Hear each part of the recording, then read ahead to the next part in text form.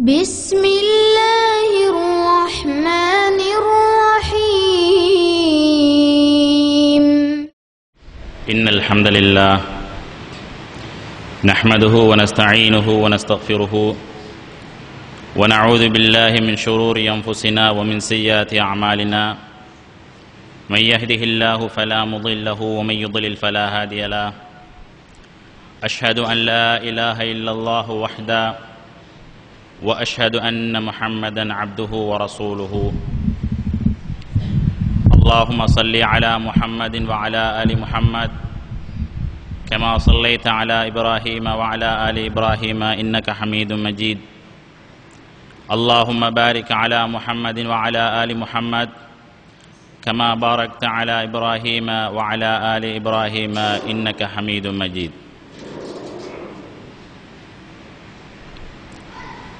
قال الله تعالى في كتابه العزيز أعوذ بالله من الشيطان الرجيم يا أيها الذين آمنوا اتقوا الله حق تقاته ولا تموتن إلا وأنتم مسلمون يا أيها الناس اتقوا ربكم الذي خلقكم من نفس واحدة وخلق منها زوجها وبث منهما رجالا كثيرا ونساء واتقوا الله الذي تساءلون به والأرحام إن الله كان عليكم رقيبا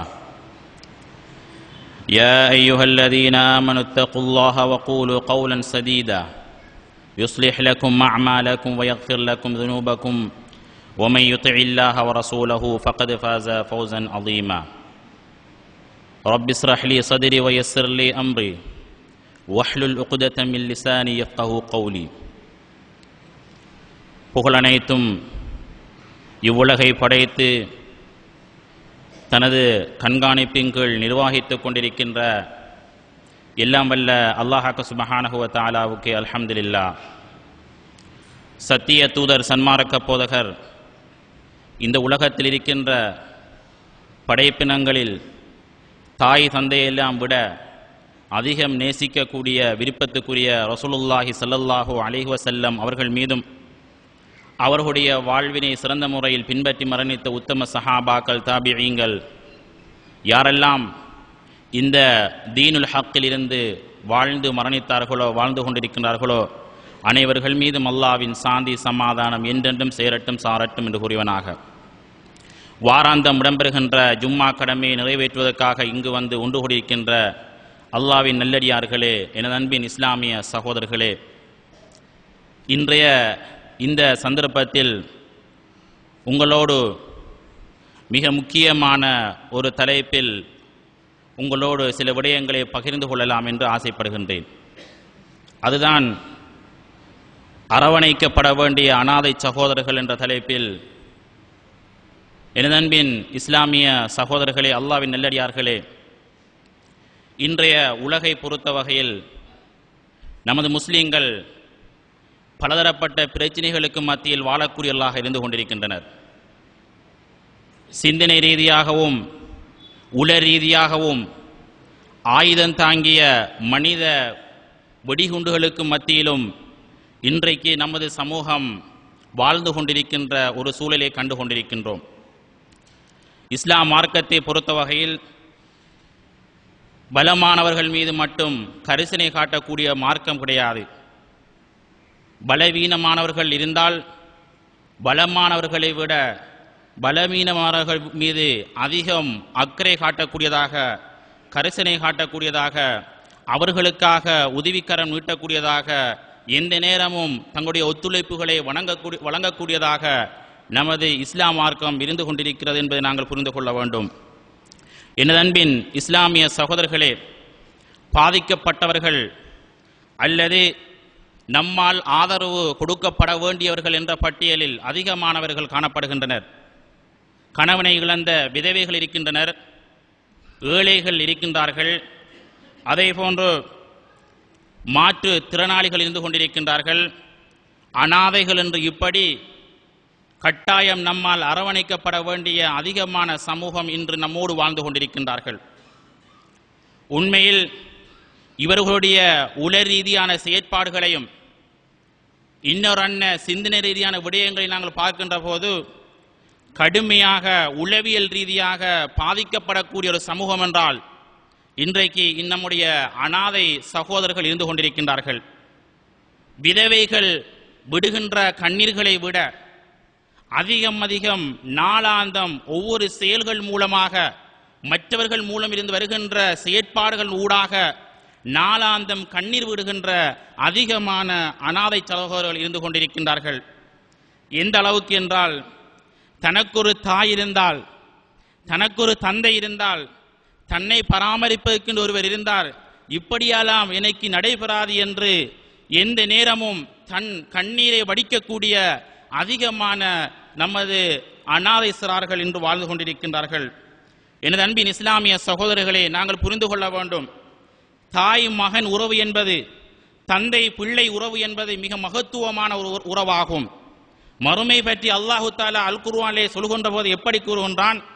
நாளை மறுமை நாளில் மஹ்ஷருடைய நிலையில் ஒரு தாயை விட்டும் மகன் ஓடி விடுவான், மகனை விட்டும் தாய் ஓடி விடுவாள், தந்தையை விட்டும் மகன் ஓடி விடுவான், மகனை விட்டும் தந்தை ஓடி விடுவான்.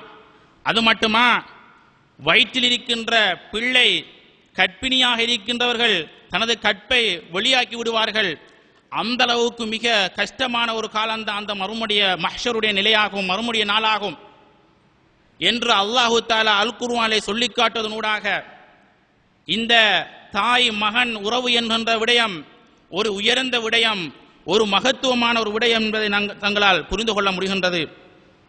அன்பின் இஸ்லாமிய சகோதரர்களே, இன்றைக்கு நடைபெறுகின்ற இயற்கை அழிவுகள் மூலமாக, இயற்கை அனர்த்தங்கள் ஊடாக, மனித வெடிகுண்டுகள் ஊடாக அல்லது பூகம்பங்கள், இப்படி பலதரப்பட்ட காரணங்களினால் இன்றைக்கு நமது சமூகம் அனாதை என்கின்ற ஒரு சமூகத்தை உருவாக்கி கொண்டிருக்கின்றார்கள்.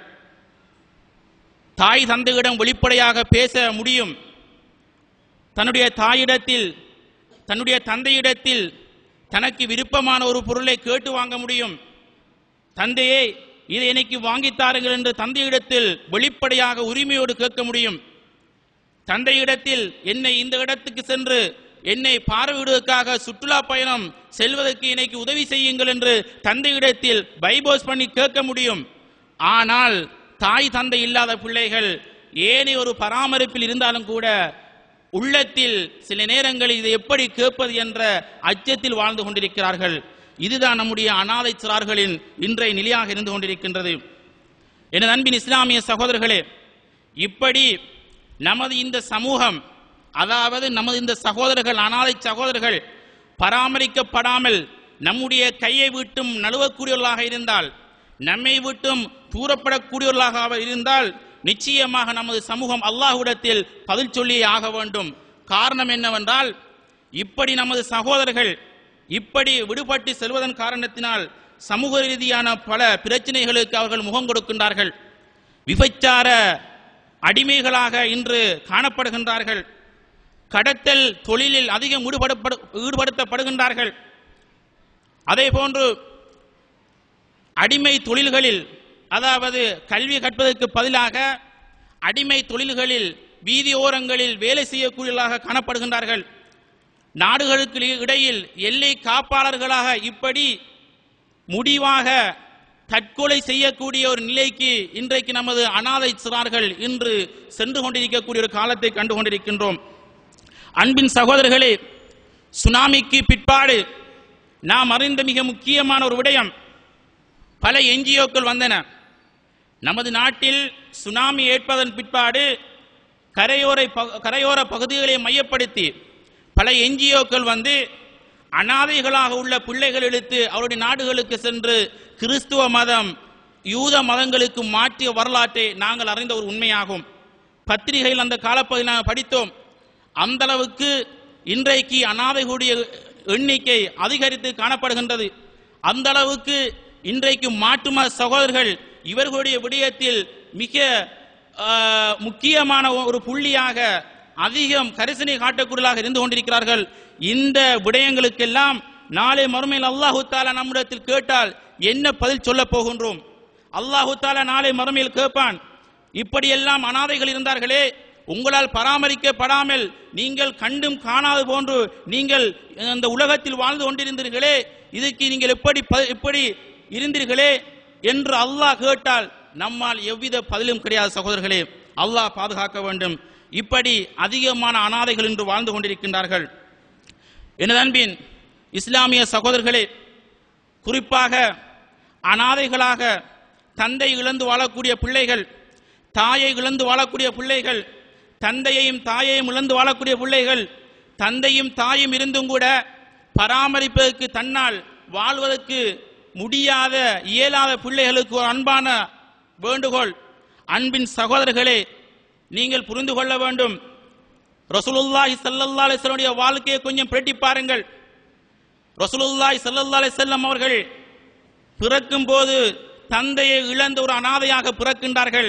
இந்த விடயம், இந்த பிக்சர் தன்னுடைய கண் முன்னால் வர வேண்டும் சகோதரர்களே. ஒரு காலமும் நாம் நினைக்க கூடாது நான் அனாதையாக இருக்கின்றேன் என்று நாங்கள் நினைக்க கூடாது. உங்களுக்கு அல்லாஹ்விடத்தில் அதிகமான அந்தஸ்து இருக்கிறது என்பதை நீங்கள் புரிந்து கொள்ள வேண்டும். நமது தூதர், நமது வழிகாட்டி ரசூலுல்லாஹி ஸல்லல்லாஹு அலைஹி வஸல்லம் அவர்கள் கூட பிறக்கின்ற போது தந்தை இழந்த ஒரு நிலையில் பிறக்கின்றார்கள். பிறந்து சில காலங்களின் பிற்பாடு தாயை இழந்த ஒரு அனாதையாக மாறுகின்றார்கள். சுப்ஹானல்லாஹ். பருவ வயது அடைவதற்கு முன்னாலே தந்தை இழக்கின்றார்கள், தாயை இழந்த ஒரு அனாதையாக வாழ்கின்றார்கள். இந்த நிகழ்வு அனாதையாக வாழ்கின்ற ஒவ்வொரு சகோதரருடைய உள்ளத்திலும் ஆணியாக பதிய வேண்டும். இதன் மூலமாக நாங்கள் அனாதையாக இருக்கின்றோம் என்பதற்காக நமது கல்வி விடயத்தில் இன்னொரு முன்னேற்றங்களை நாங்கள் பின்னடைந்து விடக்கூடாது. நாங்கள் இந்த எண்ணம் வருகின்ற போது இந்த ரசூலுல்லாஹி ஸல்லல்லாஹு அலைஹி வஸல்லம் உடைய அந்த நிகழ்வு வாழ்க்கை நம் முன்னால் வந்துவிட வேண்டும்.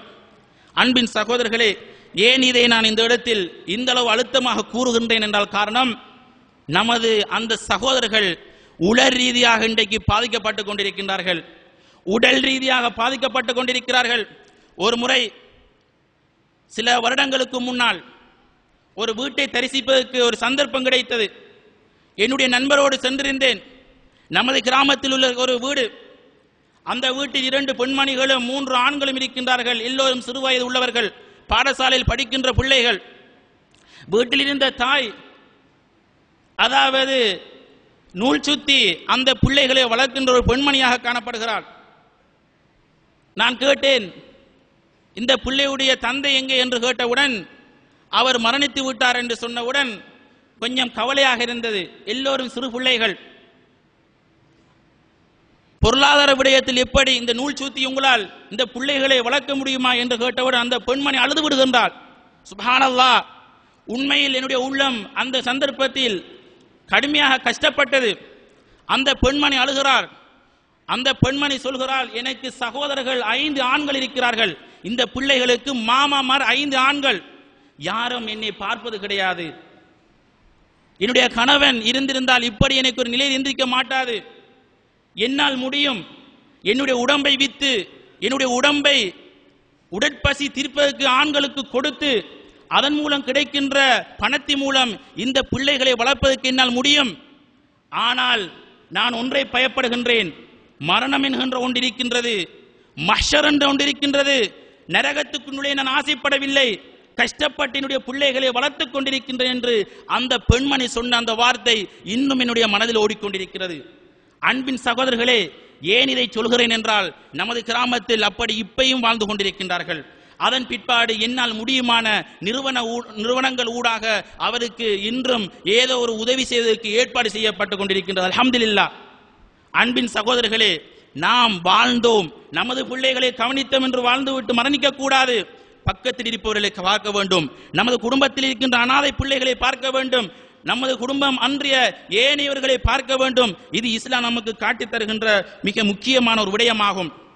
அண்மையில் ஐக்கிய நாடு சபையினால் ஒரு அறிக்கை வெளியிடப்பட்டது. இந்த உலகத்தில் வாழ்கின்ற அனாதைகளுடைய அதாவது எண்ணிக்கை சம்பந்தமாக சொல்கின்ற போது கிட்டத்தட்ட 16,60,00,000 அனாதைகள் இந்த உலகத்தில் வாழ்ந்து கொண்டிருக்கின்றார்கள். சுப்ஹானல்லாஹ். 16,60,00,000 அனாதைகள். அதில் ஒவ்வொரு அதாவது 6 லட்சத்துக்கு மேற்பட்டவர்கள், அதாவது ஒவ்வொரு வருடத்துக்கும் 6 லட்சத்துக்கு மேற்பட்ட அனாதைகள் இறந்து கொண்டிருக்கின்றார்கள். தற்கொலைகள் மூலமாக தன்னை பாதுகாப்பதற்கு, தன்னை பராமரிப்பதற்கு, தனக்கு ஒரு தந்தை இல்லை, தாய் இல்லை, குடும்பம் இல்லை என்பதற்காக ஒரு வருடத்துக்கு 6 லட்சம் அனாதைகள் தற்கொலை என்கின்ற ஒன்றினூடாக தன்னுடைய மரணத்தை நெருங்கிக் கொண்டிருக்கிறார்கள். நாளாந்தம் 40,000க்கு மேற்பட்டவர்கள் இறந்து கொண்டிருக்கிறார்கள் என்று அண்மையில் வெளியிடப்பட்ட ஒரு அறிக்கை அதில் குறிப்பிடப்பட்டிருந்தது. அதே போன்று யுனெஸ்கோ அது ஒரு தகவலை வெளியிட்டது. எப்படி என்றால் 30 செகண்ட்களுக்கு 2 அனாதைகள், ஒரு நிமிடத்திற்கு 4 அனாதைகள் என்று நாளாந்தம் மரணிப்பதாக யுனெஸ்கோ அண்மையில் ஒரு தகவலை வெளியிட்டிருந்தது. அன்பின் சகோதரர்களே, இதுவெல்லாம் சொல்லப்படுவதற்கான காரணம் கேட்டுவிட்டு நாங்கள் செல்வதற்காக வேண்டி அல்ல. நாங்கள் சிந்திக்க வேண்டும் சகோதரர்களே, நாங்கள் யோசிக்க வேண்டும். இப்படி நான் மரணித்து விட்டால் நமது பிள்ளைகளை பார்ப்பது யாருன்னு நாங்கள் சிந்திக்க வேண்டும். சில நேரங்கள் இந்த யோசனை யாருக்கும் வருவது கிடையாது. சிந்தியுங்கள் சகோதரர்களே, நான் மரணித்து விட்டால் தன்னுடைய பிள்ளைகளை யாரு பார்ப்பா? மரணிக்கின்ற போது சந்தோஷம் பெற வேண்டும். நாம் மரணித்தால் பார்ப்பதற்கு முஸ்லிம் சகோதரர்கள் இருக்கிறார்கள் என்ற ஒரு திருப்தியில் நாங்கள் மரணிப்பவர்களாக நாங்கள் இருக்க வேண்டும். அல்லாஹு தாலா பார்ப்பான். அது 2வது கதைக்கு இடம் கிடையாது. இருந்தாலும் முயற்சி என்பதை நான் சொல்ல வருகின்றேன்.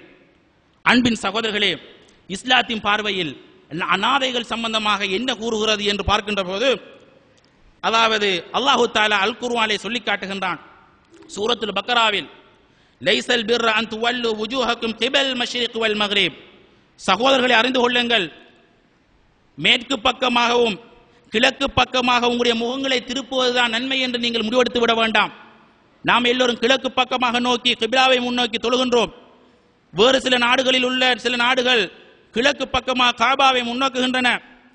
இப்படி நாங்கள் தொழுகின்ற தொழுகைகள் மாத்திரம் நன்மைகள் கிடைத்து சூருக்கு நுழைந்து விடுவோம் என்று நாங்கள் முடிவெடுத்து விடக்கூடாது.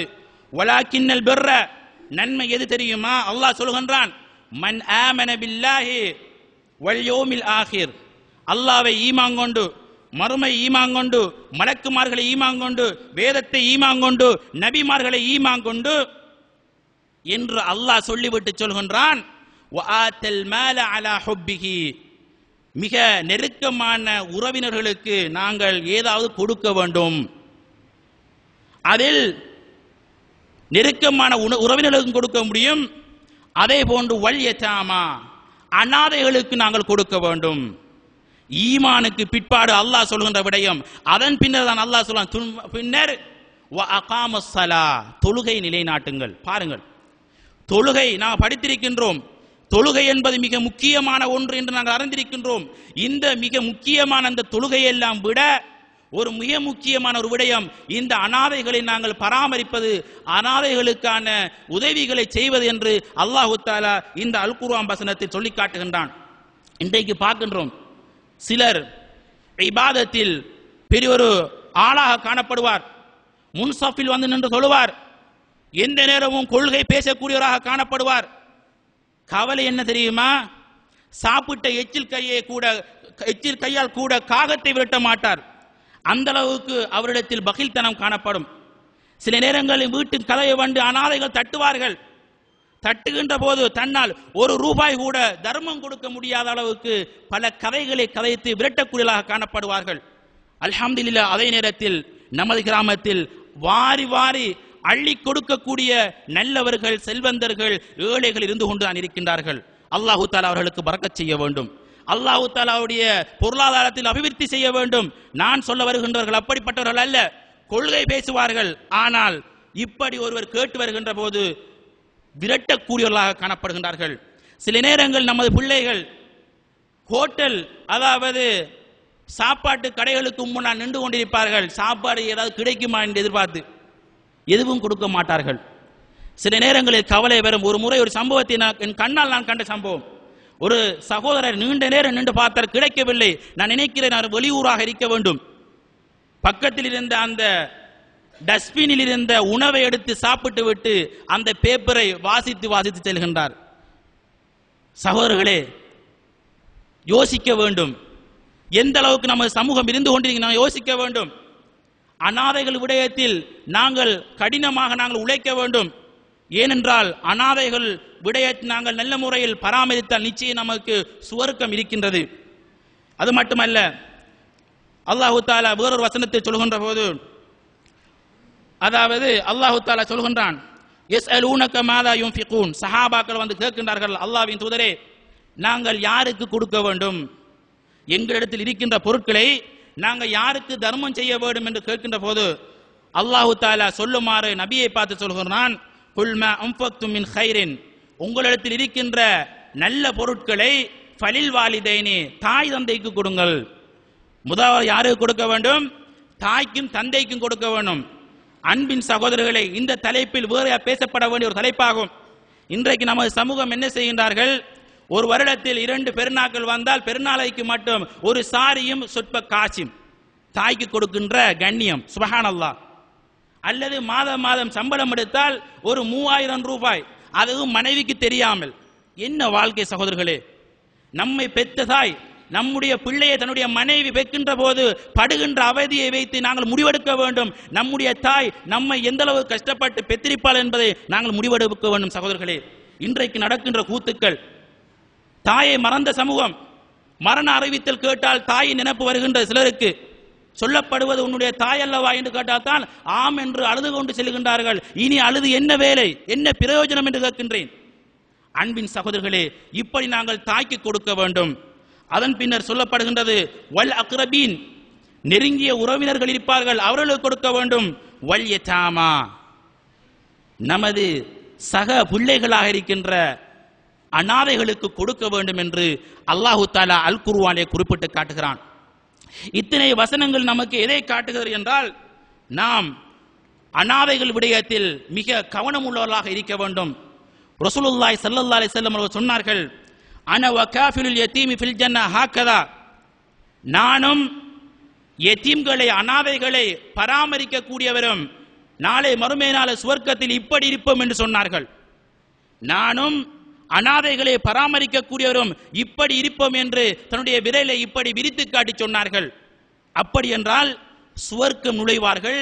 சுவர்க்கத்தில் கண்மணி நாயகம் ஸல்லல்லாஹு அலைஹி வஸல்லம் அவர்களுக்கு பக்கத்தில் இருக்கின்ற ஒரு சந்தர்ப்பம் கிடைக்குமாக இருந்தால் அது அனாதைகளை பராமரிக்க கூடியவர்களுக்கு என்பதை நாங்கள் விளங்கிக் கொள்ள வேண்டும்.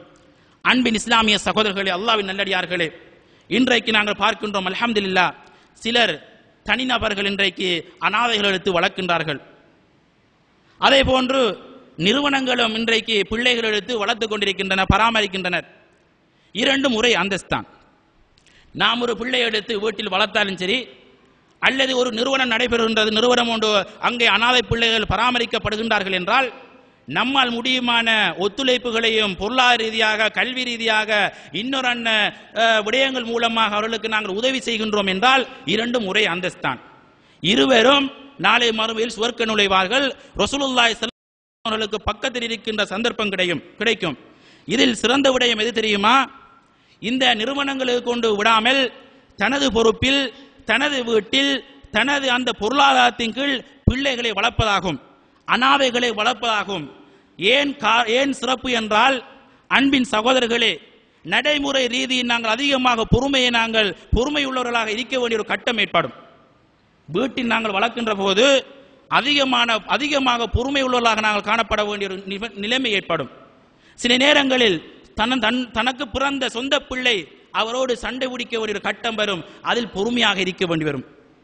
சில நேரங்களில் தன்னுடைய மனைவி இந்த பிள்ளை எடுத்து வந்தா இந்த வீட்டுக்குள் என்று அடிக்கடி தன்னை கஷ்டப்படுத்தி கொண்டு, பிரச்சனைப்படுத்தி கொண்டு இருக்க வேண்டிய ஒரு கட்டம் வரும். அந்த கட்டத்தில் கூட நாங்கள் பொறுமை உள்ளவர்களாக இருப்போம்.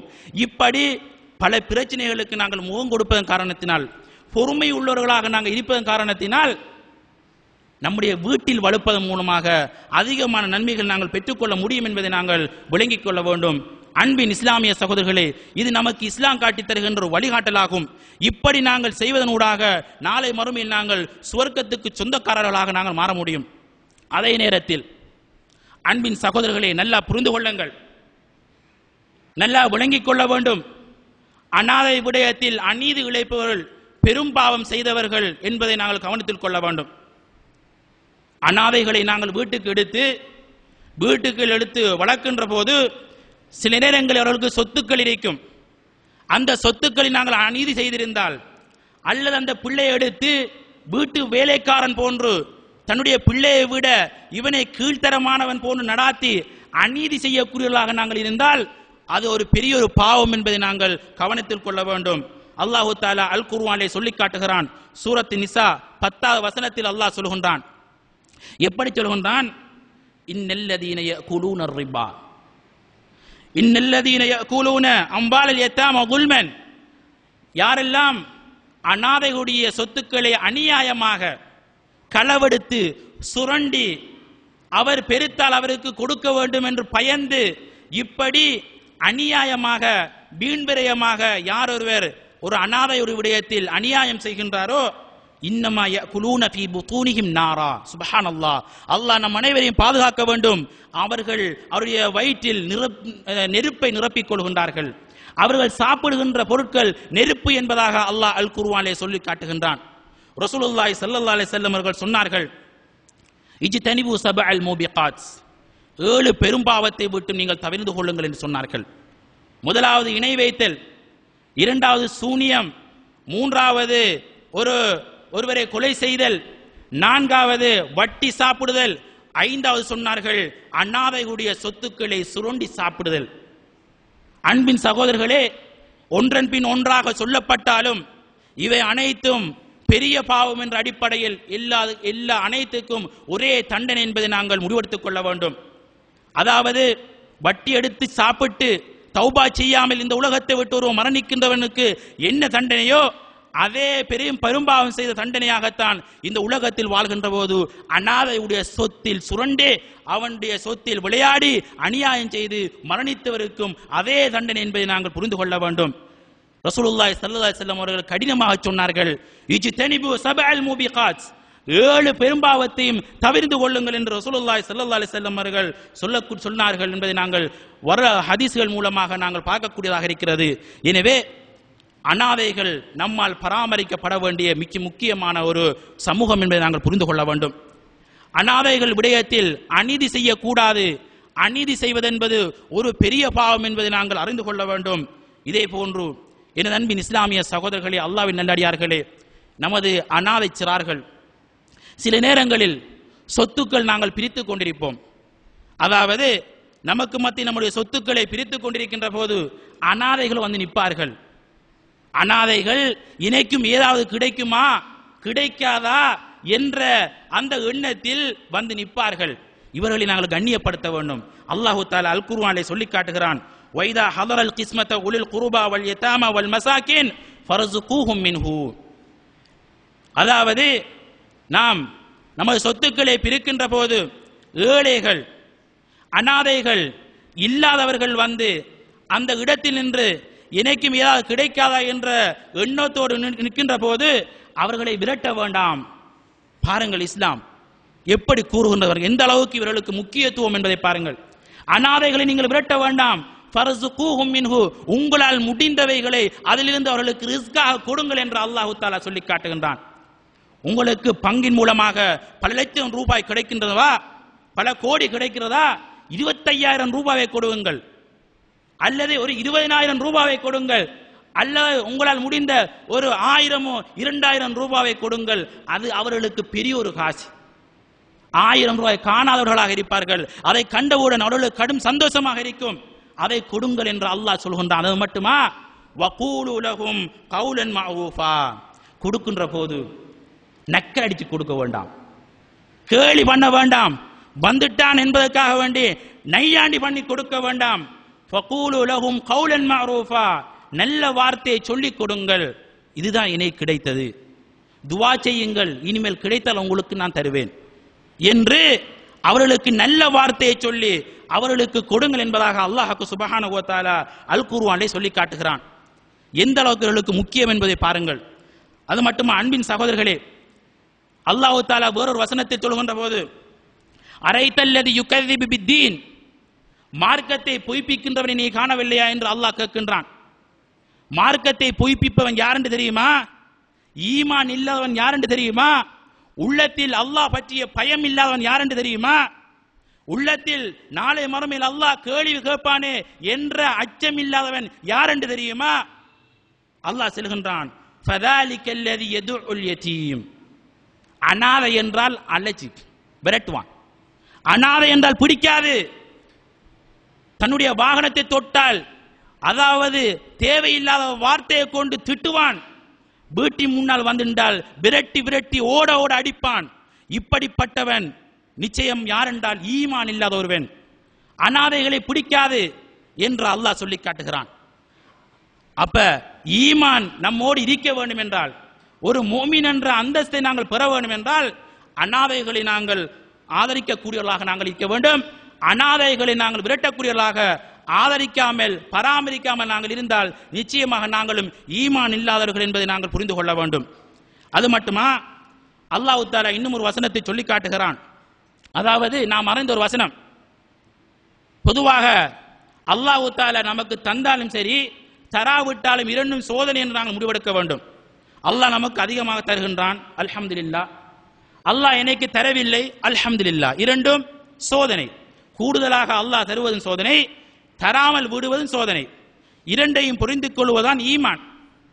இதற்கு மாற்றமாக அல்லாஹ் தந்தால் நல்லவன், அல்லாஹ் தஆலா என்னை கண்ணியப்படுத்தி விட்டான் என்றும், அல்லாஹ் தரவில்லை என்பதற்காக அல்லாஹ் என்னை கேவலப்படுத்தி விட்டான் என்றும் சொல்பவர்கள் யார் என்றால் அல்லாஹ் சொல்லி காட்டுகிறான். இவங்களோட பண்பு எப்படி இருக்கும் தெரியுமா? கல்லா பல்லா துக்ரிமூனல் யதீம்.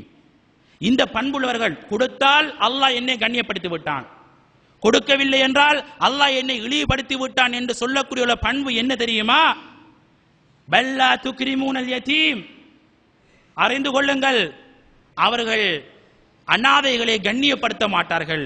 எவன் ஒருவன் அனாதைகளை கண்ணியப்படுத்தாமல் பராமரிக்காமல் அவர்களுக்கு கொடுக்க வேண்டிய ஹக்குகளை கொடுக்காமல் இந்த உலகத்தில் வாழ்கின்றானோ அவன் நிச்சயம் உலக ஆசை பிடித்த பித்தன் என்று அல்லாஹ் சொல்லி காட்டுகின்றான். இந்த உலகத்தில் இருக்கின்ற பொருட்களில் ஆசை உள்ளவன் என்று அல்லாஹ் சொல்லி காட்டுகின்றான்.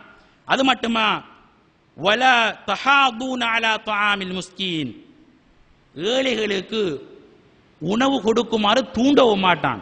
உணவு கொடுப்பதல்ல, உணவு கொடுக்குமாறு மற்ற சகோதரர்களை தூண்டவும் மாட்டான். ஒருவர் கொடுக்க வருகின்ற போது தடுக்கக்கூடியவனாக காணப்படுவான் என்று அல்லாஹ் அல் குர்ஆனிலே சொல்லி காட்டுகின்றான். அப்ப அனாதைகளை நாங்கள் பராமரிக்காமல், அனாதைகளை நாங்கள் நம்முடைய கட்டுப்பாட்டுக்கு எடுத்து அவர்களுக்கு கல்வி கொடுக்காமல், இன்னொரு ஏனைய செயற்பாடு கொடுக்காமல் நாங்கள் இருக்கின்றோம் என்றால் நம்மிடத்தில் ஈமானில் ஒரு பிரச்சனை இருக்கின்றதை நாங்கள் முடிவெடுக்க வேண்டும். அல்லது உலக ஆசை நம்மை மிஞ்சி விட்டது என்று நாங்கள் முடிவெடுக்க வேண்டும்.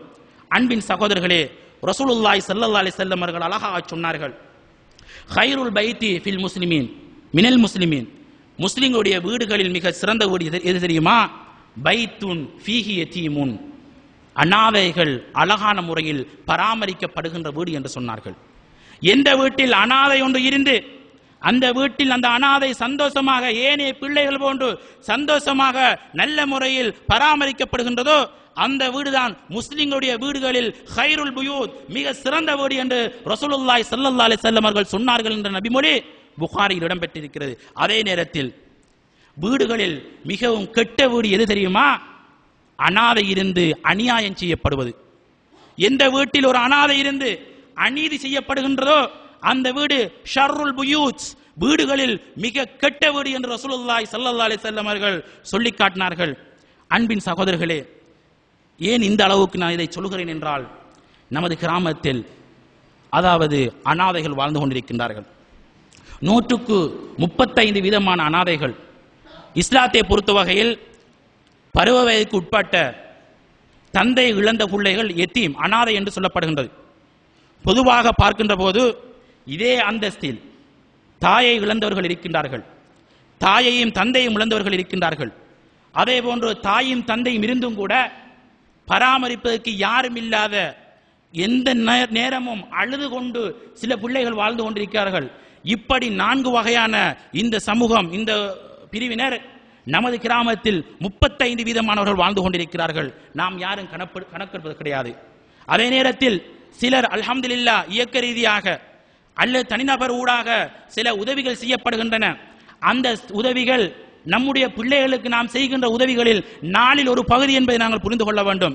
நமது பிள்ளைகளுக்கு மாதாந்தம் ஒரு பிள்ளைக்கு 8000 ரூபாய் நாங்கள் செலவழிக்கின்றோம் என்றால் அந்த பிள்ளைகளுக்கு எல்லோரும் சேர்த்து கொடுக்கப்படுகின்ற அந்த பணம் 2000, வெறும் 2000 ரூபாய் என்பதை நாங்கள் புரிந்து கொள்ள வேண்டும். அந்த அளவுக்கு இன்றைக்கு அல்ஹம்துலில்லாஹ் கொடுக்கின்றார்கள், இல்லை என்று சொல்லவில்லை. ஆனால் அந்த கொடுப்பனவின் ஊடாக அவருடைய உள்ளம் இதுவரைக்கும் திருப்திப்படவில்லை. எத்தனையோ சகோதரர்கள் இன்றும் அழுது கொண்டிருக்கின்றார்கள். எனவே அல்லாஹு தாலா பாதுகாக்க வேண்டும். என்னோடு படித்த ஒரு சகோதரர், உண்மையில் என்னோடு படிக்கின்ற போது மிக கெட்டிக்காரமானவன். சில நேரங்களில் நான் அவரிடத்தில் படிக்க சென்றிருக்கின்றேன். அந்த அளவு கெட்டிக்காரமானவன். திடீரென்று வாப்பா மௌத்தானவுடன் அந்த பையன் பாடசாலையை விட்டு விலகிவிட்டார். இப்போதும் நமது கிராமத்தில் கடைகளில் இன்றும் அவர் வேலை செய்து கொண்டிருக்கிறார். நான் காணுகின்ற போது சில நேரங்களில் அழுது விடுவேன். அவர் பாடசாலையை விட்டு நின்றதுக்கான காரணம் என்ன தெரியுமா? தந்தை இறந்ததன் பிற்பாடு, மரணித்ததன் பிற்பாடு அவரை பராமரிப்பதற்கு யாரும் இல்லை. உம்மாவிடம் காசு கிடையாது. உம்மா வெளிநாடு சென்று விட்டார். அந்த பிள்ளை யாரும் இல்லாத சந்தர்ப்பத்தில் ஒரு முறை பாடசாலைக்கு செல்கின்ற போது அவர் ஷூ அணியாமல் சென்றதனால் பாடசாலையில் இருந்த ஒரு ஆசிரியர் தண்டிக்கின்றார். தண்டித்தவுடன் அவருக்கு வாங்க வசதி இல்லை, விட்டார். இன்றும் ஒரு அடிமை தொழில் செய்து கொண்டிருக்கின்றார். அன்பின் சகோதரர்களே, இதில் குறிப்பாக பாடசாலை சமூகமும் சில விஷயங்களை சிந்திக்க வேண்டும். பாடசாலைக்கு வருகின்ற பிள்ளைகள் ஒழுங்கான ஆடை அணிந்து வரவில்லை என்பதற்காக, ஒழுங்கான ஷூ போட்டு வரவில்லை என்பதற்காக விரட்ட வேண்டும் இல்லை என்று நான் சொல்லவில்லை. பாடசாலைக்கு சில கட்டுப்பாடுகள், ஒழுங்குகள் இருக்கின்றன. ஆனால் அதை மீறி நான் ஒரு முஸ்லீம் என்ற அடிப்படையில் அந்த பிள்ளைகளுக்கு நாங்கள் கொடுக்க வேண்டிய அறிவுரைகளை நாங்கள் கொடுக்க வேண்டும். சில நேரங்களில் வருகின்ற அந்த பிள்ளைகள் அனாதைகளாக இருக்கின்றார்கள்.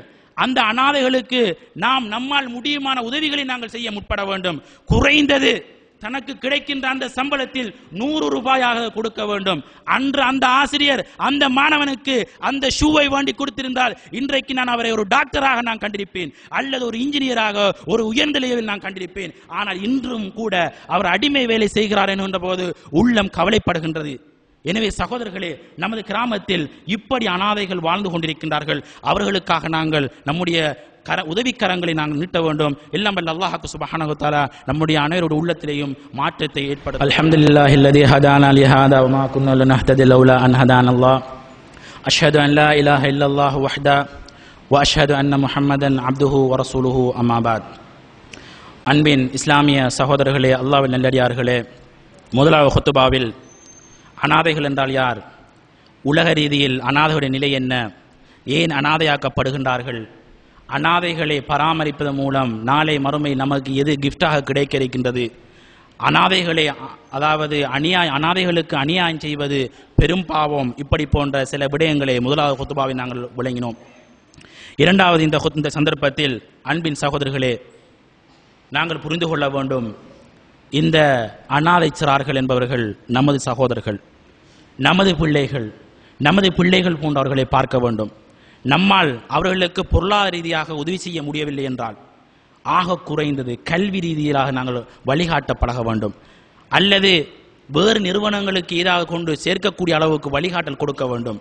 பார்த்தோம் பரிதாபப்பட்டம் என்றிருக்கக்கூடாது. இன்றைக்கு சிலர் எப்படி என்றால் கண்டால் கவலைப்படுவார்கள், விட்டு விட்டு சென்று விடுவார்கள். அன்பின் சகோதரர்களே, அனாதைகள் என்பவர்கள் அவர்களுக்கு உண்மையில் தானாக சில விடயங்களை செய்ய முடியும் என்றால் பிரச்சனை கிடையாது. ஆனால் இன்னொருவருடைய உதவியை தேடி நிற்பவர்கள், நாங்கள் கட்டாயம் அவர்களுக்காக உதவிக்கரம் நீட்ட வேண்டும். இன்றைக்கு நாங்கள் யோசிக்கின்றோம், உள்ளத்துக்கு நிம்மதி இல்லை என்று நாங்கள் அதிகமாக தடமாறித் திரிகின்றோம். அன்பின் சகோதரர்களே, யாரெல்லாம் அனாதைகளை வளர்க்கக்கூடியவர்களாக அனாதைகளோடு அன்பாக இருக்கின்றார்களோ நிச்சயமாக அவருடைய உள்ளம் அமைதி பெறும் என்று ரசூலுல்லாஹி ஸல்லல்லாஹு அலைஹி வஸல்லம் அவர்கள் சொன்னார்கள். அதாவது அபூ ஹுரைரா ரலியல்லாஹு அன்ஹு அவர்கள் அறிவிக்கக்கூடிய ஹதீஸ் முஸ்லிமில் இடம்பெற்றுள்ளது. சொன்னார்கள், ஒரு முறை அன்ன ரஜுலன் ஷக்கா இலா ரசூலில்லாஹி ஸல்லல்லாஹு அலைஹி வஸல்லம், ஒரு முறை ஒரு மனிதர் ரசூலுல்லாஹி ஸல்லல்லாஹு அலைஹி வஸல்லம் அவர்களிடத்தில் வந்து முறையிடுகின்றார். எப்படி சொல்கின்றார் என்றால், யா ரசூலல்லாஹ், என்னுடைய உள்ளம் வறண்ட உள்ளமாக காணப்படுகின்றது, நிம்மதி கிடையாது, கண்ணஞ்ச உள்ளமாக இருக்கின்றது, எந்த நேரமும் தேவையில்லாத சிந்தனைகள் அதிகமாக இருக்கிறது, சில போது எனக்கு வரட்டு கௌரவம் கூட வருகின்றது. அல்லாஹ்வின் தூதரே, இதற்கு ஏதாவது ஒரு வழிகாட்டலை காட்டித்தாருங்கள் என்று கேட்டபோது ஃபகால லஹு ரசூலுல்லாஹி ஸல்லல்லாஹு அலைஹி வஸல்லம், ரசூலுல்லாஹி ஸல்லல்லாஹு அலைஹி வஸல்லம் சொன்னார்கள், இன் அரத்த அய்யலீன கல்புக், உன்னுடைய உள்ளம் அமைதி பெற வேண்டும் என்றால், உன்னுடைய உள்ளம் சந்தோஷம் அடைய வேண்டும் என்றால், மகிழ்ச்சி பெற வேண்டும் என்றால், ஃபஅத்இமில் மிஸ்கீன், ஏழைக்கு உணவு கொடு என்று சொன்னார்கள். உன்னுடைய உள்ளம் அமைதி பெற வேண்டும் என்றால், நிம்மதியாக இருக்க வேண்டும் என்றால், ஃபஅத்இமில் மிஸ்கீன, ஏழைக்கு உணவு கொடு, வம்ஸஹ் ரஅஸல் யதீம், பாருங்கள், யதீமுடைய அனாதையுடைய தலையை தடவுங்கள் என்று சொன்னார்கள். ஏதும் கொடுங்கள் என்று சொல்லவில்லை. அனாதைகளை கண்டு அவருடைய தலையை தடவி ஏதாவது அறிவுறுத்தல்கள் சொல்லுங்கள், ஏதாவது அன்பான வார்த்தையை சொல்லுங்கள். நிச்சயம் அவர்களுக்கு அது மாற்றத்தை ஏற்படுத்தும். இது உங்களுடைய உள்ளத்துக்கு நிம்மதியை தரும் என்று ரசூலுல்லாஹி ஸல்லல்லாஹு அலைஹி வஸல்லம் அவர்கள் சொன்னார்கள். எனவே நாங்கள் இதில் கவனமாக இருக்க வேண்டும். ரொம்ப தூரத்துக்கு நாங்கள் செல்ல வேண்டிய அவசியம் கிடையாது. நமது கிராமத்தை நாங்கள் யோசிக்க வேண்டும். அன்பின் சகோதரர்களே, நமது கிராமத்தில் இருக்கின்ற அனாதைகளுக்கு நாம் என்ன செய்வது என்று நாங்கள் சிந்திக்க வேண்டும். ஒன்றில் தனிநபர் என்ற வகையில் தனித்துவமாக நாங்கள் ஏதாவது செய்ய நாங்கள் முற்பட வேண்டும். இதற்கு வீட்டில் இருக்கின்ற பெண்கள் உதவி செய்ய வேண்டும். அனாதைகள் வீடு வீடாக வீதி வீதியாக செல்கின்றார்கள் என்றால் அவர்களில் ஆறாவது ஒரு அழைத்து தன்னுடைய வீட்டில் தன்னுடைய பிள்ளைகளை வளர்ப்பது போன்று வளர்ப்பதற்கு தன்னுடைய மனைவியை பக்குவப்படுத்த வேண்டும். மனைவியுடைய அனுமதியோடு உங்களுடைய ஆலோசனையோடு அவர்களை நாம் வீட்டில் எடுத்து தனிநபர் என்ற வகையை நாங்கள் வளர்க்க வேண்டும். அவர்களுக்கான கல்வியை நாங்கள் கொடுக்க வேண்டும். எதிர்காலத்தில் அவர்கள் ஒரு புத்திஜீவிகளாக மாறுவதற்கும் நாளை மறுமை நாங்கள் சுவர்க்கத்தில் ரசூலுல்லாஹி ஸல்லல்லாஹு அலைஹி வஸல்லம் அவர்களுடைய பக்கத்தில் உட்காரக்கூடிய வாய்ப்பை நாங்கள் பெறுவதற்கு நாங்கள் தயாராக வேண்டும். அதோடு முடியுமாக இருந்தால், முடியுமா என்றதை விட எல்லோரும் முயற்சித்து அனாதையாக இருக்கின்றவர்களுக்கு வழிகாட்டக்கூடிய ஒரு குரூப் இருக்க வேண்டும். யாரெல்லாம் நமது கிராமத்தில் தந்தை இழந்த, தாயை இழந்த, அல்லது அது அந்தஸ்தில் இருக்கின்ற தாயும் தந்தையும் இருந்து பராமரிக்க முடியாத நிலையில் கஷ்டப்பட்டு ஆதரவு இல்லாமல் இருக்கின்ற பிள்ளைகளை எடுத்து அவர்களுக்கான கல்வி வழிகாட்டலுக்கு கொடுக்கக்கூடிய ஒரு அமைப்பு இருக்க வேண்டும். அவர்களுக்கு பொருளாதார ரீதியாக உதவி செய்யக்கூடிய அமைப்பு இருக்க வேண்டும். நிச்சயம் இந்த கிராமத்தில் இருக்கின்ற மக்கள் அவர்களுக்கு உதவி செய்வார்கள். எல்லோரும் நாளை மறுமையில் ரசூலுல்லாஹி ஸல்லல்லாஹு அலைஹி வஸல்லம் அவரோடு, அதாவது அவர்களுக்கு பக்கத்தில் சுவர்க்கத்தில் இருக்கின்ற அந்தஸ்தை பெறுவதற்காக. எனவே எல்லாம் வல்ல அல்லாஹ் சுப்ஹானஹு வ தஆலா இந்த ஹுத்பாவில் எதையெல்லாம் கேட்டோமோ அந்த அடிப்படையில் தன்னுடைய வாழ்க்கையை நெறிப்படுத்த நம் அனைவருக்கும் அல்லாஹ் தஆலா சந்தர்ப்பத்தை தர வேண்டும். யாருக்கெல்லாம் உள்ளத்தில் ஈமான் இருக்கிறதோ நிச்சயம் அந்த ஈமான் உள்ள அந்த உள்ளங்களுக்கு இன்றைய ஹுத்பா நிச்சயம் பாடம், இப்ரத், அதாவது ஒரு படிப்பினையாக இருக்கும் என்று நான் கருதுகிறேன். எல்லாம் வல்ல அல்லாஹ் சுப்ஹானஹு வ தஆலா எதையெல்லாம் கேட்டோமோ அந்த அடிப்படையில் நம்மை வாழ்க்கை நெறிப்படுத்த வேண்டும். மரணிக்கின்ற போது லா இலாஹ இல்லல்லாஹ் முஹம்மதுன் ரசூலுல்லாஹ் என்ற கலிமாவை மொழிந்து மரணிக்கக்கூடியவர்களாக மாற்ற வேண்டும். மரணித்த பிற்பாடு நாளை மறுமையில் சுவர்க்கத்தில் ரசூலுல்லாஹி ஸல்லல்லாஹு அலைஹி வஸல்லம் அவரோடு இருப்பதற்கு அல்லாஹ் தஆலா நம் அனைவருக்கும் தௌஃபீக் செய்ய வேண்டும் என்று கூறி முடித்துக் கொள்கிறேன். أقول قولي هذا وأستغفر الله لي ولكم ولسائر المسلمين من كل ذنب فاستغفروه إنه هو الغفور الرحيم. أقيموا الصلاة.